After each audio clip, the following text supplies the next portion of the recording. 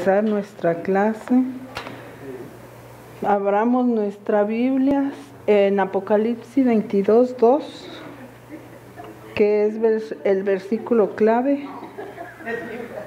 Vamos a tener nuestra lección, la número 13, para los que tienen el libro, que ya lo estudiaron, yo creo, ¿verdad?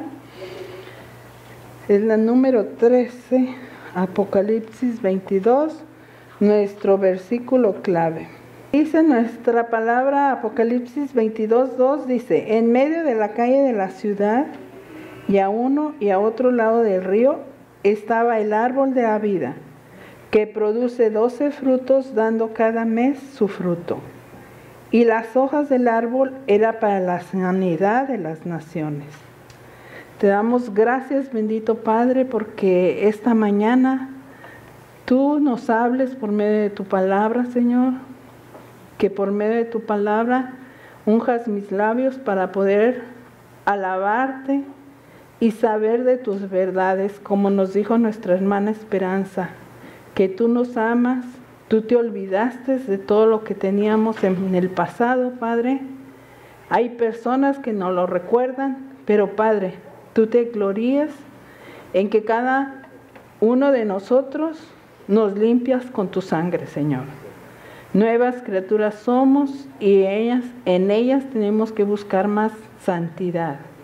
En Cristo Jesús te lo pedimos. Amén. Bueno, dice aquí nuestra lección, dice la presencia sanadora de Dios. Esta presencia vamos a saber por qué Ezequiel nos habló.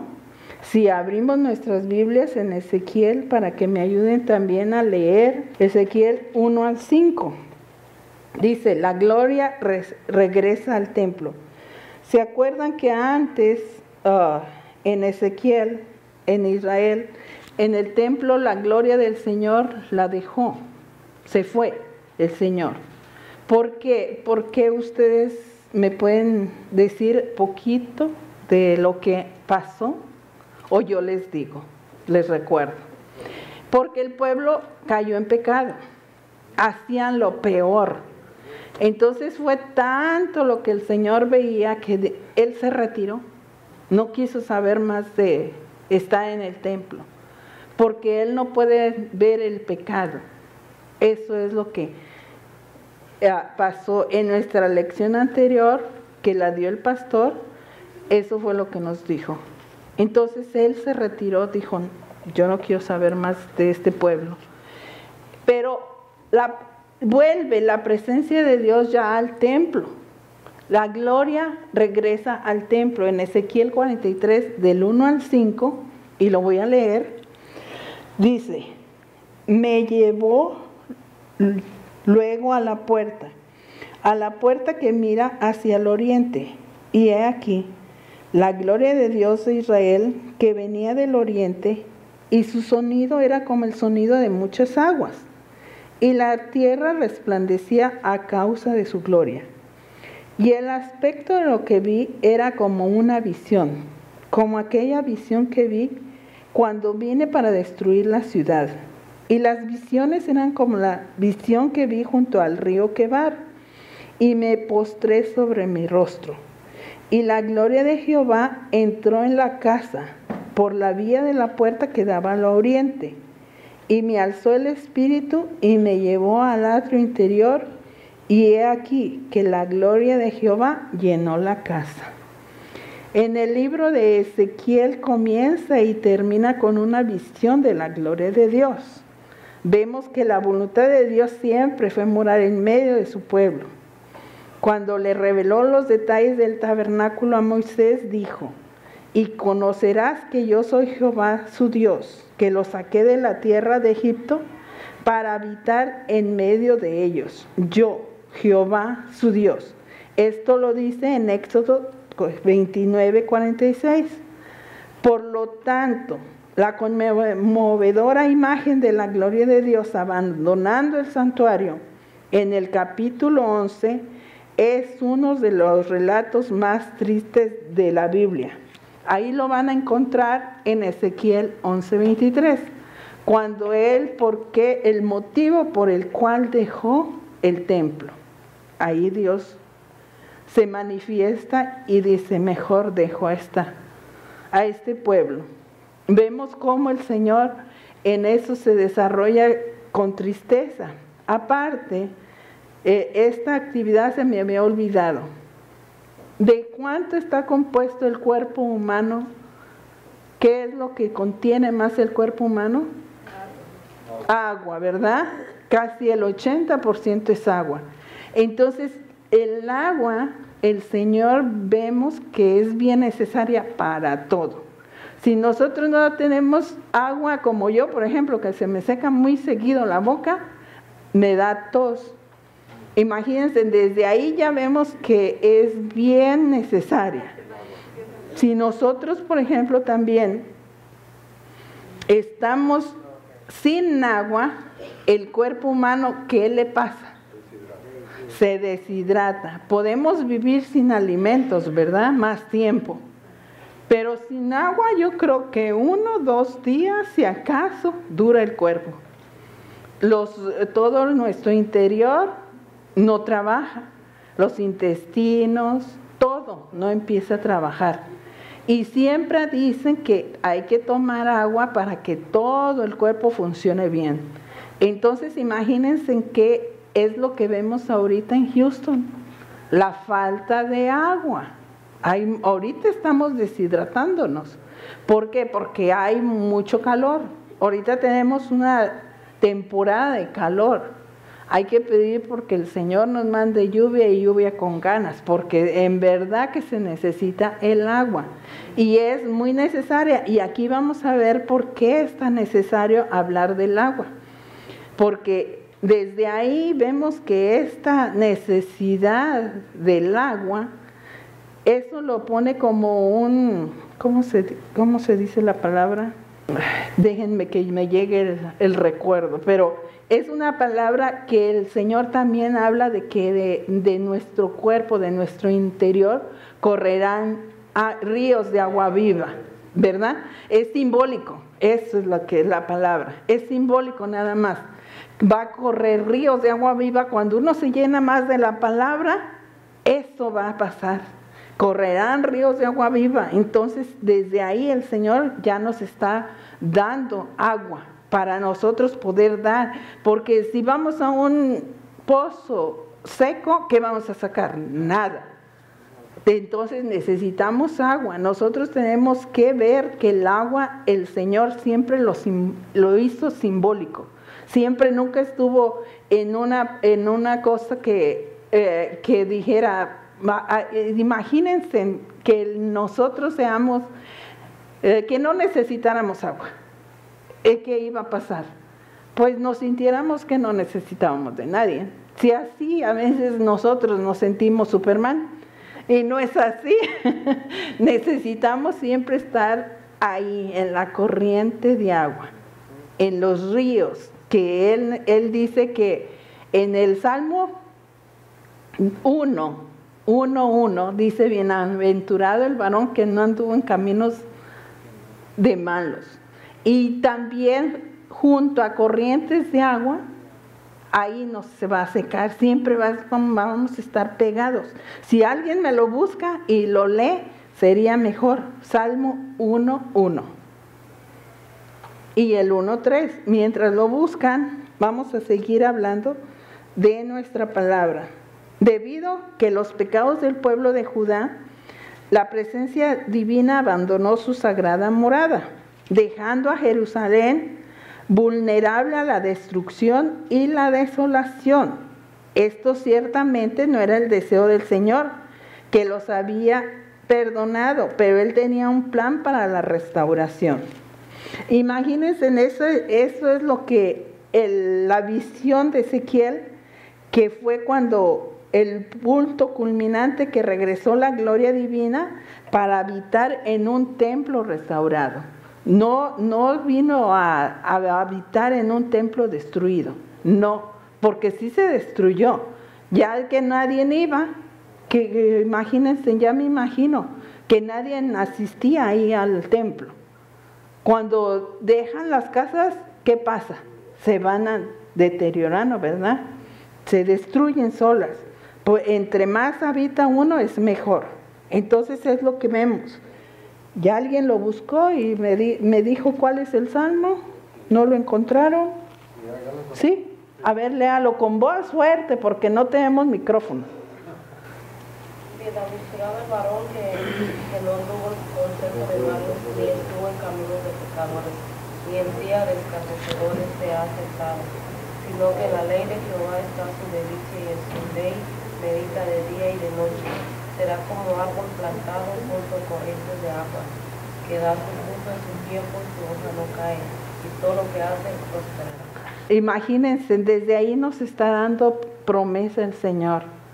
Debemos de ver que el Señor se gloríe y que ver que nosotros también tenemos beneficios. Dice, porque todo lo que hace prosperará.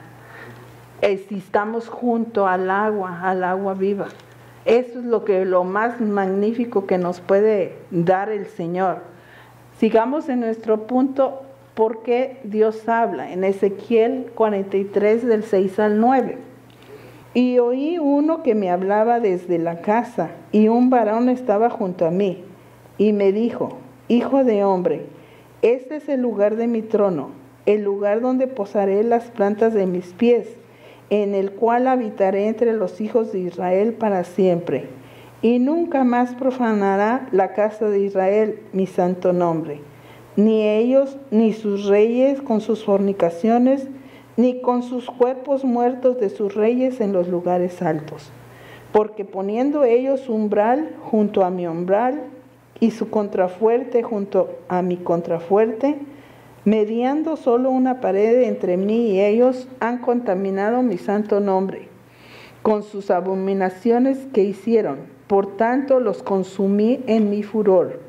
Ahora arrojarán lejos de mí sus fornicaciones y los cuerpos muertos de sus reyes, y habitaré en medio de ellos para siempre. El ciclo del juicio y redención se había completado. La presencia de Dios salió del templo, había regresado, y Dios le habló directamente a Ezequiel. Prometió que moraría ahí con su pueblo para siempre. Él había estado disgustado con la adoración de ídolos, pero en el futuro ellos dejarían esos ídolos y volverían a adorarlo a él. Juan también describió algo muy similar cuando escribió acerca de la nueva Jerusalén. He aquí el tabernáculo de Dios con los hombres, y él morará con ellos, y ellos serán su pueblo, y Dios mismo estará con ellos. En Apocalipsis 21:3. Y aparte de que Dios tuvo comunión con Adán y Eva, ¿se acuerdan también? Que también el Señor tenía esa comunicación, podían hablar entre ellos. En Génesis 2, 8 y 15 y 3, 8 y 9. Vivió en medio de Israel, en el tabernáculo y luego en el templo. Si lo vemos en Génesis, vamos a ver un poquito de Adán y Eva, porque ahí vemos que ellos tenían esa comunicación, ¿verdad? ¿Se acuerdan? Yo me hubiera gustado estar allí también, porque tener comunicación con el Señor, imagínense, no podían ellos platicar. Nosotros no podemos hacer eso, pero nos dejó su palabra. Y Jehová Dios plantó un huerto en Edén y al oriente, y puso ahí al hombre que había formado. Y Jehová Dios hizo nacer de la tierra todo árbol delicioso a la vista y bueno para comer, también el árbol de vida en medio del huerto, y el árbol de la ciencia del bien y del mal.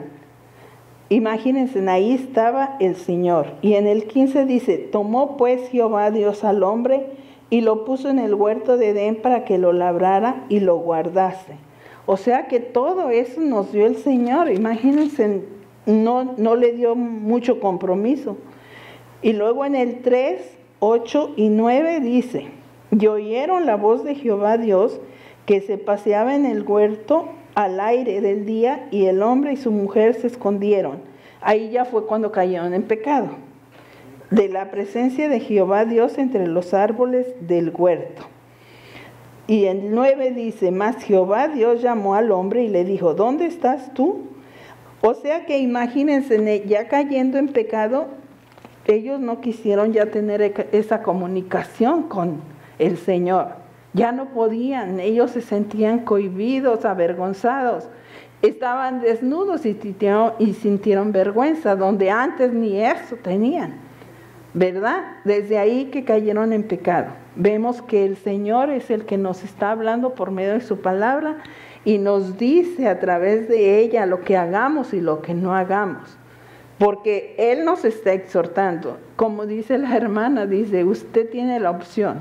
No va a decirle, lo tiene que hacer. No, usted tiene la opción. ¿Quiere lo bueno o quiere lo malo? Siempre hay dos opciones. O hacemos bien o hacemos mal. Eso es lo que Dios, por eso se gloria, porque nos deja el libre albedrío, no como Satanás.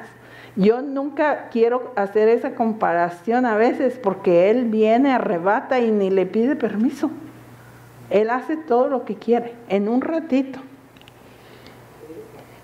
Dice, estamos cuidadosamente unidos en Él y vamos formando un templo santo para el Señor. En Efesios 2:21 dice así, y en el futuro Dios morará entre su pueblo.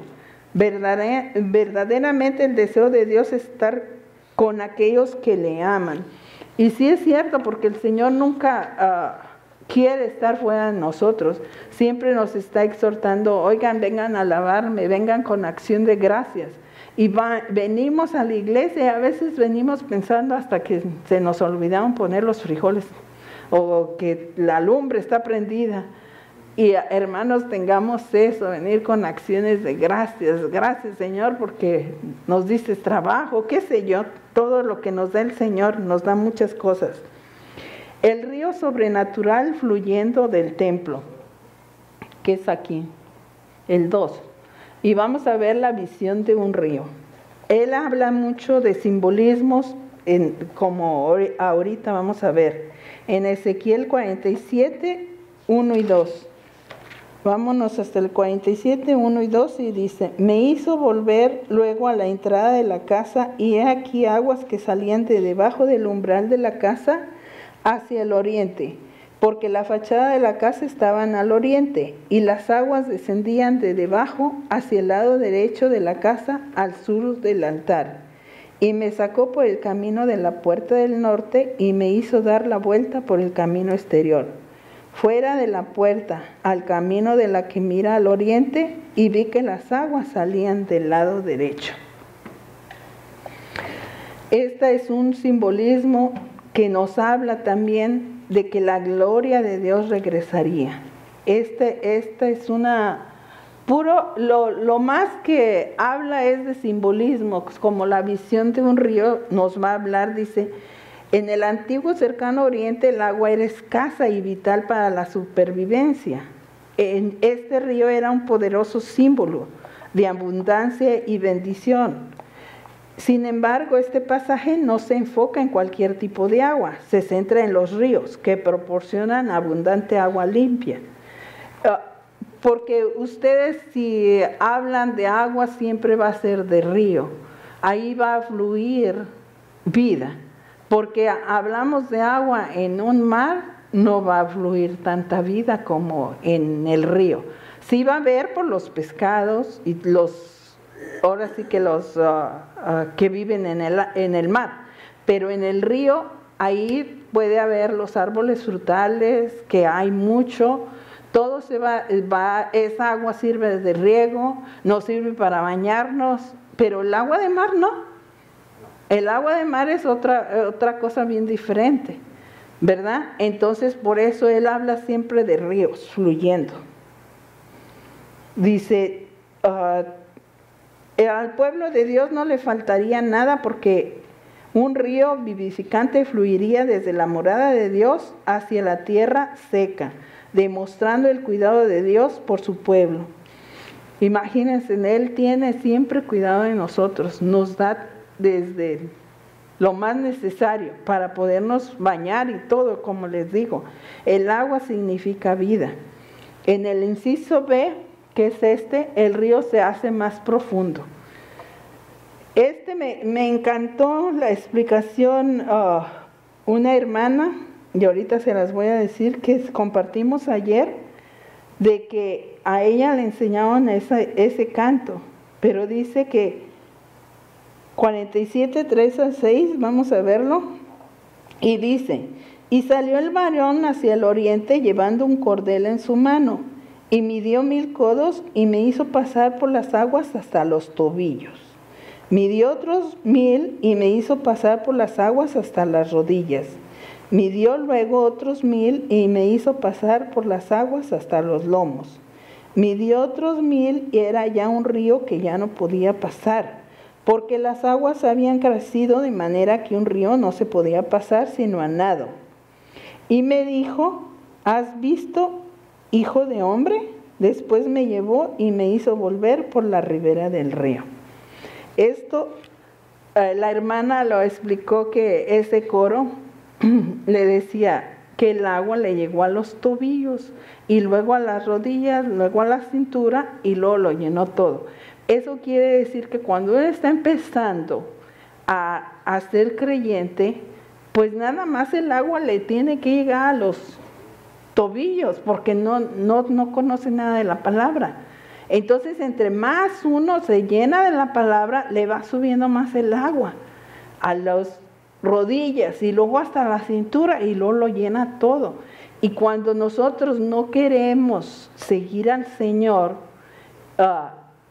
eso trata de que Él nos va a guiar cuando estamos en un río profundo. Él nos va a guiar y nos va a dejar que nos movamos según conforme Él quiera, no conforme nosotros queramos. ¿Quién quiere, por ejemplo, que sea usted una marioneta y lo puedan mover? ¿Verdad que no? Eso quiere decir que uno le deja el control al Señor, y Él va a hacer de nosotros algo mejor que nosotros, porque nosotros podemos decir: yo quiero ser maestra, por decirlo, pero Él la va a hacer maestra de maestras, ya no va a ser una maestrita cualquiera. ¿Por qué? Porque es la voluntad de Dios. Si esa es la voluntad de Dios, eso es lo que va a hacer. Y a lo mejor no va a ser una maestra, va a ser otra cosa mejor. ¿Por qué? Porque la voluntad del Señor no es lo que nuestros ojos ven, sino lo que Él quiere ver en nosotros. Y es muy diferente. Entonces eso es la voluntad del Señor.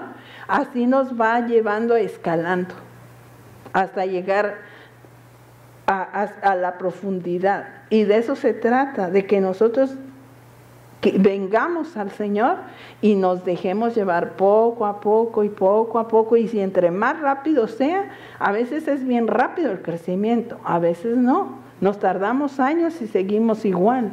Entonces, por eso muchas de las iglesias dicen: pues no hay avivamiento. Empieza por uno. ¿Cómo va a haber avivamiento si la iglesia está dormida? O sea, todos estamos en nuestra banca y no dejamos que el agua fluya. Entonces, el agua es el Señor, y es Él el que nos va a mover. Tenemos que llegar más arriba. Eso es lo que se trata esta lección. En Juan 7:37 al 39, Jesús declaró que cualquiera que cree en Él, de su interior correrán ríos de agua viva. Es lo que dijimos hace rato. Y si lo buscan y lo leen, sería mejor. Dado que un río alimentado por un manantial siempre será más profundo en su origen y se volverá menos profundo a medida que se aleja, vemos que este era un río sobrenatural, porque se vuelve más profundo cuanto más distante. Ezequiel estaba de su fuente. Estas son las aguas vida, aguas que fluyen del trono de Dios.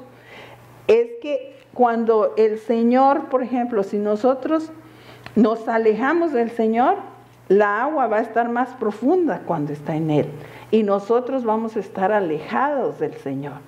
Y ese no es un río que nace. El río que nace es profundo y ya más lejos está más seco. Pero Él no, al contrario. El Señor es el que nos está llenando completamente de su interior, de su paz, y esa agua es más profunda. Así nosotros debemos de buscarle, y eso es lo que necesitamos más, para que la presencia del Señor sea mejor manifestada. Ahora vámonos a aguas vivificantes, el río de Ezequiel. Vayámonos al 47:7-11. Seguimos leyendo y dice: y volviendo yo, vi que en la ribera del río había muchísimos árboles, a uno y a otro lado. Y me dijo: estas aguas salen a la región del oriente y descenderán al Araba, y entrarán en el mar, y entradas en el mar recibirán sanidad las aguas. ¿Qué quiere decir esto? Esto también es simbolismo. Dice que desde la caída de Adán y Eva, toda la creación ha sufrido bajo la maldición del pecado. En Romanos 8:20-22, si alguien lo busca, dice: pero como Ezequiel aprendió en su visión, se acerca el día en que Dios restaurará su creación. Las aguas del río se pueden definir por lo que hacen. El mar muerto, que actualmente solo alberga microorganismos, un día estallará con vida debido a las propiedades curativas del río que fluye desde el templo. ¿Quién pensaría que el mar muerto podría llenarse de vida? Esto sí sabemos, que cuando ya el Señor haya restaurado a su creación, el mar muerto va a tener vida. Vayan a ver. Ya lo leímos el 7 al 11, perdón. Yo me quedé en el 9. Y junto a él estarán los pescadores, desde el Engadi hasta en Enegán será su tendedero de redes, y por sus especies serán los peces tan numerosos como los peces del mar grande. Sus pantanos y sus lagunas no se sanearán, quedarán como salinas. Y junto al río en la ribera, a uno y otro lado, crecerá toda clase de árboles frutales, todas sus hojas nunca caerán ni faltará su fruto. A su tiempo madurará, porque sus aguas salen del santuario, y su fruto será para comer y su hoja para medicina. Imagínense lo que va a hacer, que hasta la hoja va a sanar, la hoja de los árboles. Es el poder vivificante del río de Ezequiel. 47. Nadie también hizo toda clase de árboles frutales. Crecieron a ambas orillas. La descripción de estos árboles trae a la memoria el huerto del Edén.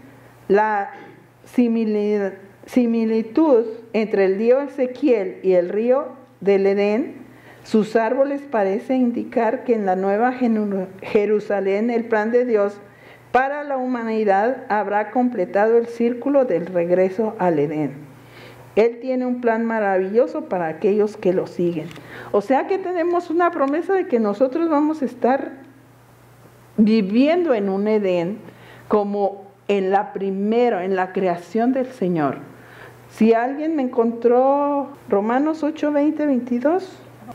Dice así: a ver.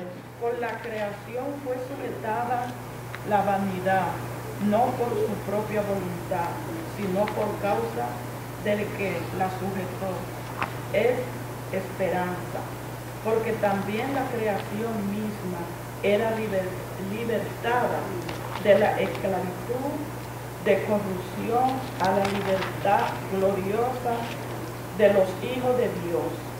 Porque sabemos que toda la creación gime a una y a una, está con dolores de parto hasta ahora. Imagínense cómo está hasta ahora. Pues sí, entre más pasa el tiempo, ustedes se han dado cuenta cómo estamos ahorita en este tiempo. Está gimiendo, porque sabemos que toda la creación gime a una y a una está con dolores de parto hasta ahora. Y no solo ella, sino también nosotros mismos, que tenemos las primicias del Espíritu. Nosotros también gemimos dentro de nosotros mismos, esperando la adopción de la redención de nuestro cuerpo. Pues sí, porque esperamos que el Señor haga lo que de nosotros podemos sentirnos vivificantes hacia Él, hacia Él, porque Él nos va a dar nueva vida, nueva virtud, nueva esperanza, porque Él va a estar glorioso de tenernos como su creación. Sí o no, Él quiere tenernos para Él mismo, porque no hay de otra manera en que nosotros podamos servirle.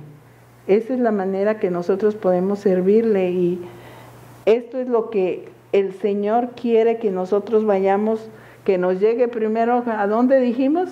Al tobillo, a la rodilla, a la cintura. y luego todo, ¿verdad? Hay que llenarnos todo. Por eso les dije eso, para llenarnos, y ya nos había dado un sermón en nuestro hermano Carlos. ¿De dónde quiere que le llegue a usted el agua? ¿A los tobillos, a las rodillas, a la cintura o todo?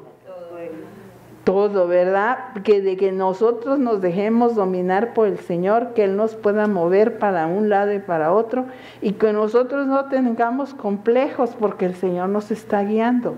Eso es lo que debemos nosotros de pedirle al Señor en nuestras oraciones, que Él nos mueva, que Él pueda nosotros servirle de mejor manera, que no nos podemos estancar. Miren, yo antes estaba ahí sentadita y luego ya me moví para allá y ahí me trae para un lado y para otro. Hay que dejarse mover y el Señor lo mueve. Yo antes, incluso Luz María puede dar aquí testimonio, que yo le decía, yo no quiero estar en la puerta. Y mire, ahí estoy en la puerta. El Señor se gloria en que uno se deje llevar. En la palabra del Señor nosotros debemos de buscarle cada día más y más y más. Y pues yo no sé, pero yo terminé rápido, pero porque yo no sé mucho de los simbolismos de la palabra, pero con que uno sepa que ese simbolismo, lo más importante, que el agua nos debe de llegar poco a poco, y que dejamos que siga creciendo, que siga más arriba y luego que el Señor lo mueva. Eso es lo que yo pienso que nos deberíamos de enfocar para que nuestra vida fluya, así como dice la palabra, ríos de agua viva, que no esté estancada, que al contrario, que venga otro, que bueno, bienvenido, otro, y así. ¿Ve? ¿Por qué? Porque no nos estamos estancando. Y acuérdense en qué pasa cuando el agua se estanca. No se mueve. No, ya apesta. Ya va apestando. Sí. Se va poniendo verde. ¿Verdad? Entonces esa agua estancada hay que dejarla fluir. Mejor. Que salga, que entre, que vaya, que muévase. Entonces ahí es cuando nosotros nos vamos a poder sentir que sí le estamos sirviendo al Señor.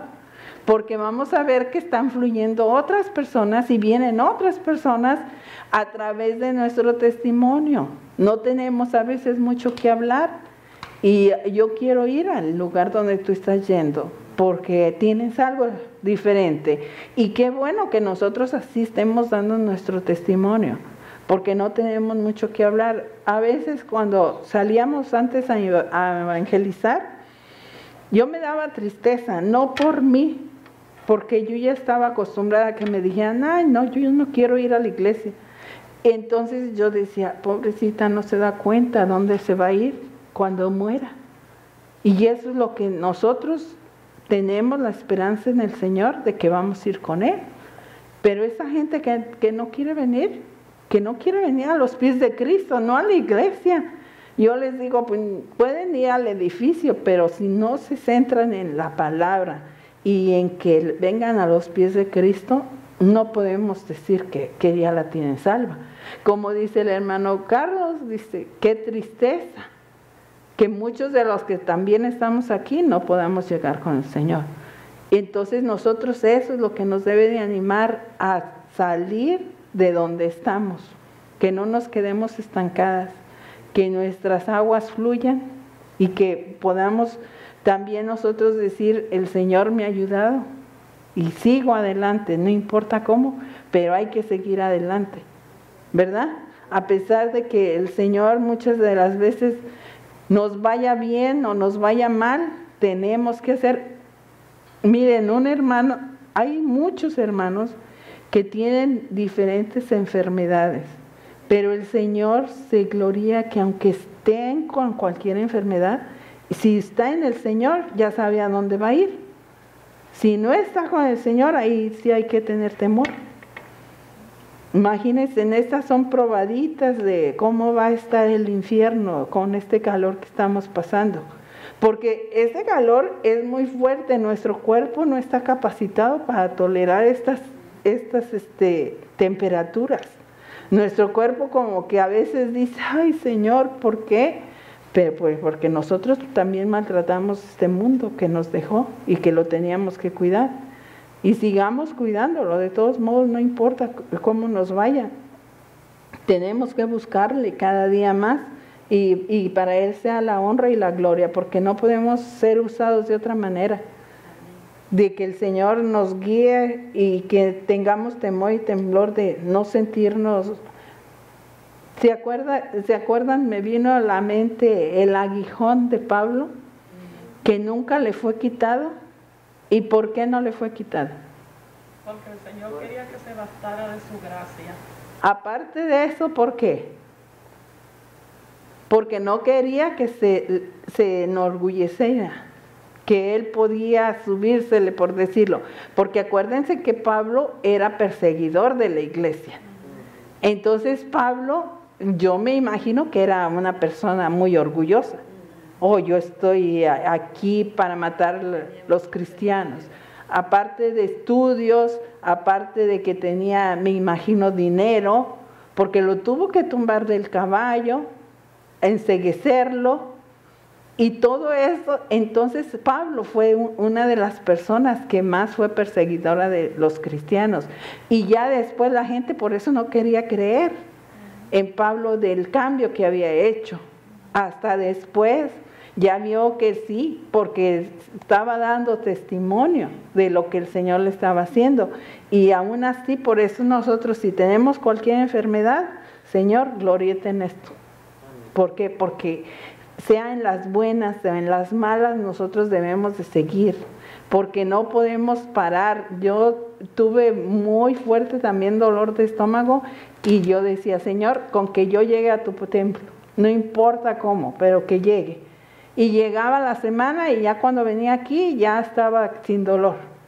Y yo decía, mira, y nada más venía aquí y se me quitaba el dolor. Y solamente el Señor sabía yo por qué, no sé, pero el Señor me lo quitaba cuando yo estaba aquí el domingo. Y que me dijeran, ay, que está enferma, no, porque yo no tenía dolor en ese rato. Gracias, Señor, te damos, Padre amado, porque tú te glorías, Padre, en cada enseñanza. Tú nos exhortas, Padre, a que nosotros tengamos más de ti, que corran esas aguas en nuestro interior para que podamos nosotros manifestar a otras personas de que esa agua y esos ríos que solo tú puedes dar va a ser en gran manera, Padre, porque dice tu palabra, nos prometes que todo lo que hagamos será para tu gloria, Padre. Y no podemos dejar de cansarnos de darte la gloria a ti, porque tú eres el que nos guías y que nos preservas para otra generación de muchachos que viene hacia ti, Padre amado, para que esa promesa que nos diste a nosotros vengan también a ellos, Padre. Que todo el que se acerca a nosotros podamos ver la gloria de ti reflejada en nosotros, Padre. Te lo pedimos en tu bendito nombre y bendice también estas ofrendas que van a ser levantadas. Te damos gracias porque tú siempre nos das más de lo que podemos nosotros entender, porque sea por medio de otras personas también, Padre amado, que ellos también te conozcan y puedan saber de tu amor y misericordia. En Cristo Jesús. Amén. Amén.